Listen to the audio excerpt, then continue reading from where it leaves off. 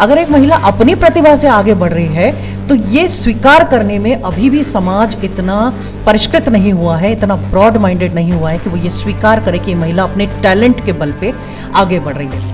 केवल पर्दे पर किसी कैरेक्टर को दिखाना, वहाँ सॉफ्ट होना, वहाँ नाजुक होना, लेकिन असल जीवन में आप कैसा डीलिंग कर रहे हैं अपने चाहने वालों के साथ, यदि आप ऐसा कर रहे हैं तो मैं तो कहती हूँ बड़ा वो होता है जो अपने दुश्मनों को भी माफ़ कर दे।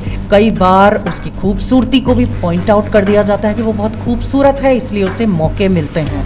तो ये मंचों पर बहुत ज़्यादा महिला सशक्तिकरण की बात करने वाले कई पुरुष भी हैं, आप अगर देखेंगे कि वो वही नियम अपने घर में लागू नहीं करना चाहते। नमस्कार, मैं सुदेश और आप देख रहे हैं झलको इंडिया। झलको इंडिया पर आप सभी का स्वागत है। पिछले एपिसोड में हमने डॉक्टर मेघना शर्मा है, इनसे हमने बात की थी। आज उसी अंक को मैं दोहराना चाहता हूं, आज उसी अंक को मैं आगे की ओर लेके जाना चाहता हूं। लेकिन हाँ, पिछला अगर एपिसोड आप ढूंढना चाहते हैं तो पिछला एपिसोड आप झलको बीकानेर के ऑफिशियल पेज पे जाके देख सकते हैं। आज हम बात करेंगे इनके साथ पहले भाग में। मैडम, आपका दोबारा से बहुत बहुत स्वागत है झलको इंडिया पर। Thank you so much. महिला सशक्तिकरण पर बात करते हैं। पहले तो आपका विचार जानना चाहूंगा कि महिला सशक्तिकरण पर आपका क्या विचार है, पहला संक्षिप्त में। देखिए, सबसे पहला विचार तो यह है कि महिला सशक्तिकरण के लिए महिला खुद अगर खड़ी नहीं होती है तो कोई और उसे सशक्त नहीं कर सकता। उसके अंदर वो जज्बा अगर पैदा होता है। हम कई बार काम करते हैं, मैंने फील्ड में भी जाके काम किया है, मैंने गाँव में भी जाके काम किया है। तो गाँव की महिलाओं की स्थिति में आपको बताऊं कि वो आज भी ये स्थिति है। बीकानेर के आसपास के गाँव जो यूनिवर्सिटी ने एडॉप्ट किए हुए थे, वहाँ महिलाएं कुर्सियों पर नहीं बैठी, कुर्सियां खाली पड़ी हैं और महिलाएं पीछे नीचे ज़मीन पर बैठ गई। और जब हमने कहा कि आप लोग ऊपर बैठिए तो उन्होंने कहा नहीं, हम कुर्सी पे नहीं बैठ सकते क्योंकि आगे हमारे ससुर साहब बैठे हैं, आगे हमारे पतिदेव बैठे हैं कुर्सियों पे, तो हम पीछे भी कुर्सियों पर नहीं बैठ सकते। तो ये स्थिति आज भी हम झेल रहे हैं। हम ये कहते हैं महिला चली गई अंतरिक्ष में, चली गई महिला, डाइवर बन रही है, सी डाइवर बन रही है महिला, एरोप्लेन उड़ा रही है महिला, लेकिन आज भी ये स्थिति है गाँव में। तो हमें पहुँचने की ज़रूरत है गाँव में, हमें पहुँचने की ज़रूरत है भारत की उस नब्ज में जहाँ जिसे भारत जीता है। हम कहते हैं ना, गाँव का एक सम्मिश्रण है भारत।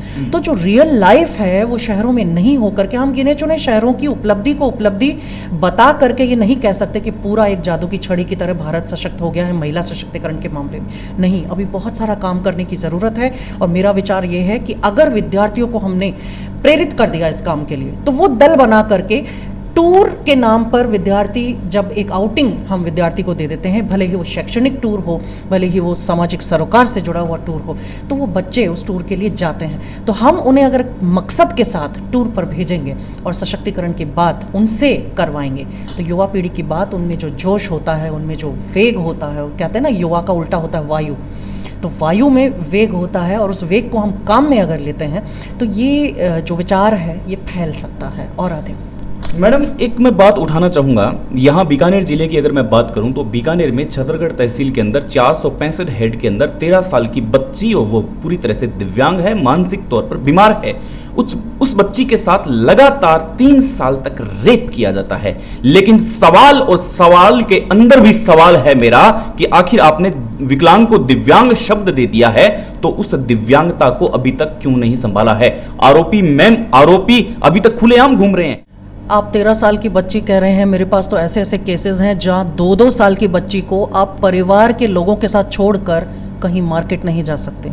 ऐसे भी परिवार हैं जहां 2-2 साल की बच्चियों को छोड़ कर गए और उसी बच्चियों के तथाकथित रिश्तेदारों ने उस बच्ची को नहीं छोड़ा। यही बीचवाल में मैं आपको वापस याद दिला दूं, पेमासर के पास में एक गांव है, बीचवाल थाना के अंतर्गत आता है। 1 साल 1.5 साल की बच्ची के साथ रेप किया जाता है।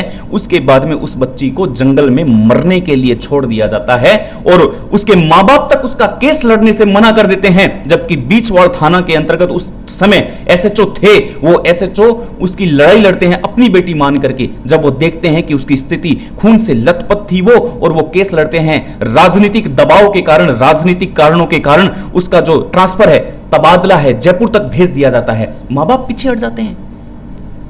देखिए, आर्थिक परेशानियां एक ऐसी अवस्था होती है कि जिसमें व्यक्ति, आप कई सारे आरुषि मर्डर केस आपने देखा होगा, सुना होगा, हमने जाना है कि उसमें तो माँ बाप पूरी तरह से लड़े, अंत तक लड़े।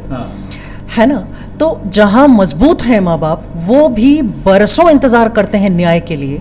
तो जो व्यक्ति आर्थिक रूप से कमज़ोर है, उन माँ बाप की मनस्थिति को अगर हम देखें, हम हर दृष्टिकोण से अगर स्थिति को परखेंगे तो जानेंगे कि माँ बाप ने मना कर दिया। माँ बाप के मना करने के पीछे क्या बीती होगी उन माँ बाप पर, जिनकी बच्ची को उन्होंने इस अवस्था में अपनी आंखों के सामने देखा।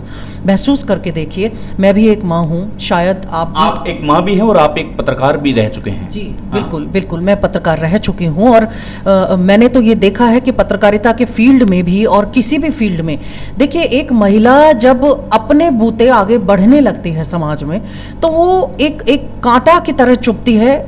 पुरुष की ये मानसिकता होती है कि वो किसी भी रूप में सहारे से आगे बढ़े। ये चाहे आपके परिवार के लोगों की इच्छा हो, या आपके साथियों की इच्छा हो, या आपके एक्सटेंडेड फैमिली में लोगों की इच्छा हो, उनकी इच्छा होती है कि हम उसका क्रेडिट लें कि हमने आगे बढ़ाया। तो ये मंचों पर बहुत ज़्यादा महिला सशक्तिकरण की बात करने वाले कई पुरुष भी हैं। आप अगर देखेंगे कि वो वही नियम अपने घर में लागू नहीं करना चाहते।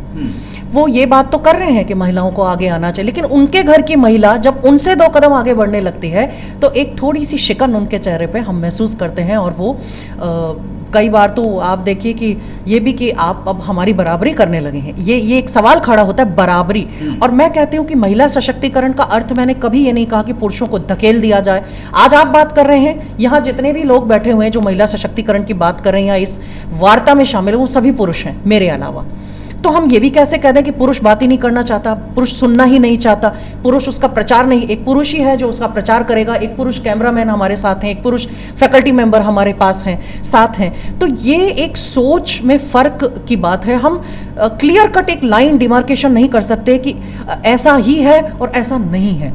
अगर यहीं पर भी, यहाँ पर मैं आपको इंगित करना चाहता हूँ कि पुरुष प्रधान की यहाँ पर नेगेटिविटी नहीं कर रहा हूँ, लेकिन आप कमेंट करके आप जरूर बताइएगा और आपकी सोच क्या कहती है, इसका भी मुझे इंतजार है। अगर इस कुर्सी पर, अगर इस सीट पर पुरुष प्रधान होते तो क्या ये इंटरव्यू इतना मज़ेदार होता या नहीं, ये आप जरूर बताइए। क्योंकि ये जिस सीट पर बैठे हैं, उस सीट पर बैठने के लिए लोगों को वर्षों तपस्या करनी पड़ती है।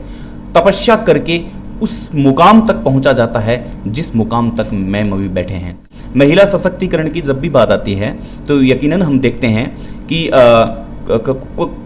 कुंठित जो सोच होती है लोगों की, या छोटी सोच होती है, या लोगों की नेगेटिव मार्किंग होती है, या नेगेटिव कमेंट्स होते हैं, उनका अधिकतर शिकार है जो महिलाएं होते हैं। इस बात से आप अग्री करते हैं? बिल्कुल, डेफिनेटली। मैं आपको अपने आसपास के अनुभव भी अगर गिनाती हूँ, क्योंकि मैं रिसर्च करती हूँ इस बात के लिए कि महिलाएं क्या भुगत रही हैं, पहले वो जाने, उसके बाद हम उन पे थोप दें महिला सशक्तिकरण को, तो वो पूरी तरह से उसे एक्सेप्ट करने योग्य भी हैं या नहीं। वो कितनी टूटी हुई हैं, कितनी बिखरी हुई हैं। आप विश्वास करेंगे, मैं साहित्य भी रचती हूँ। साहित्य के क्षेत्र में पुरुष साहित्यकारों की टिप्पणियाँ महिला साहित्यकारों को लेकर के, अगर वो महिला साहित्यकार दिखने में बेहतर है, वो अपने आप को अच्छे से प्रेजेंट करती है, वो बहुत अच्छे से बातचीत करती है, वो बहुत प्लेजेंट पर्सनैलिटी की धनी है, तो इसी शहर में मैं आपको बताऊं ऐसे पुरुष साहित्यकार भी हैं जो बाहर जाकर के किसी और शहर के, किसी और राज्य के साहित्यकार जब किसी या पर्टिकुलर एक महिला की अगर तारीफ की जाती कि वो वहाँ पे हैं और आपके शहर में वो लिखती हैं, बहुत अच्छा लिखती हैं, तो कुंठा महिलाओं में नहीं, कुंठा पुरुषों में कितनी ज़बरदस्त होती है। आप ये देखिए कि वो साहित्यकार ये स्टेटमेंट देते हैं, ये मेरा बिल्कुल नितांत व्यक्तिगत अनुभव रहा है, ये बिल्कुल ऑथेंटिक मैं आपको बात बता रही हूँ, सुनी सुनाई बात नहीं है। तो वो पुरुष साहित्यकार बाहर ये स्टेटमेंट देते हैं कि उनके साहित्य में तो सौंदर्य का सम्मिश्रण है। तो आप ये देखिए कि उसकी उत्कृष्टता को वो मानने के लिए जो क्रॉस लगाते हैं, वो उसे घुमाकर फिर सुंदरता पे ले आते हैं। वो क्यों उसे घुमाकर फिर काया पर ले आते हैं? तो पुरुष काया से परे क्यों नहीं देखना चाहता है, क्यों उस काया पर टिक जाता है? कोई महिला अगर बहुत अच्छे से अपने आप को प्रेजेंट कर रही है तो टाइटल्स, आप देखिए होली पे टाइटल्स निकाले जाते हैं, होली पर टाइटल्स निकाले जाते हैं और ये भी लिख दिया जाता है कि साहित्य में मॉडलिंग। तो आप ये देखिए कि ये कुंठा नहीं है, ये समाज की कुंठा है ना, कि अगर वो अपने आप को अच्छे से प्रेजेंट कर रही है, अगर नहीं कर पा रही है तो आप कहें मैच्योर नहीं है, बोलना नहीं जानती, सीखने की ज़रूरत है। लेकिन जो बोल पा रही है, क्या उसे आप बर्दाश्त कर पा रहे हैं? ये बहुत बड़ा क्वेश्चन है, जिसके बारे में आज बातचीत होनी चाहिए। बिल्कुल, बहुत बड़ा क्वेश्चन है। आप हमारे साथ इतिहास का रस है जो यूं ही लगातार पीते रहें और आप इसी मुस्कुराहट के साथ हमेशा हजारों साल यूं ही जीते रहें। बहुत बहुत धन्यवाद। Thank you so much. बहुत अच्छा लगा आपसे बातचीत करके। आगे भी मिलते रहेंगे इसी आशा के साथ। बिल्कुल। पानी कहता है कि मैं गंगा में बहता हूं, मैं बार बार आपको प्रणाम करके आज की मुलाकात के लिए धन्यवाद कहता हूं। Thank you so much. बहुत बहुत आभार। झलको राजस्थान, झलको इंडिया, जो भी चैनल आपका झलको ऐसे ही झलकता रहे, इसी शुभकामना के साथ आभार।